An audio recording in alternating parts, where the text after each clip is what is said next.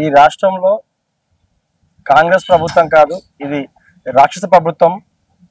BRS party పైన కక్ష సాధింపు తప్ప మరొకటి లేదు.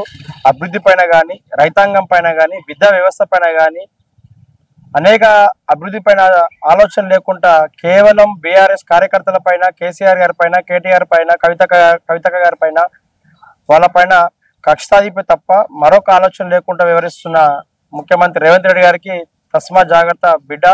పరిపాలన పైన ఆలోచన పెట్టు, మా పైన ఆలోచన కాదని చెప్పి తెలియజేస్తున్నాం.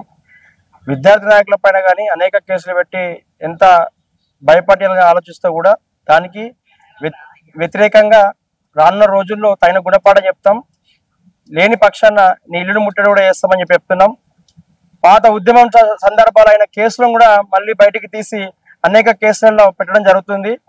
రేవంత్ రెడ్డి గుర్తుపెట్టుకో, ఇది ఒక్కసారి ముఖ్యమంత్రి, రాష్ట్ర ముఖ్యమంత్రి నువ్వే అని కూడా కాంగ్రెస్ పార్టీకి 100 ఏళ్ళైనా కూడా మళ్ళీ కాంగ్రెస్ ప్రభుత్వం తెలంగాణలో రాదు, ఉండదు కూడా గుర్తుపెట్టుకో. వచ్చేది మా ప్రభుత్వమే, మా కేసీఆర్ ప్రభుత్వమే అని చెప్తున్నా. విద్యా వ్యవస్థ నీ దగ్గరనే పెట్టుకున్నావు, పోలీస్ శాఖ నీ దగ్గరనే పెట్టుకున్నావు.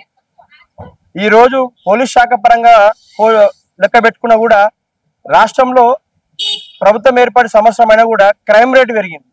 విద్యాశాఖ కూడా నీ దగ్గర పెట్టుకున్నావు. రాష్ట్రంలో కాంగ్రెస్ ప్రభుత్వం ఏర్పడి కూడా సంవత్సరం పైచులకి అవుతున్నా కూడా ఈరోజు గురుకుల విద్యార్థులు కూడా ఆత్మహత్యలు చేసుకుంటారు. తెలంగాణ కేసీఆర్ గారు ముఖ్యమంత్రి ఉన్నప్పుడు విద్యా వ్యవస్థని ఎవరెస్ట్ శిఖరాలు ఎక్కించడం జరిగింది. నువ్వు ఇక్కడ ఈరోజు విద్యా వ్యవస్థని దారుణమైన స్థితిలో తీసుకోవడం జరిగింది. గుర్తుపెట్టుకో బిడ్డ, రానున్న రోజుల్లో రేవంత్ ఇల్లుడు ముట్టడి చేస్తాం.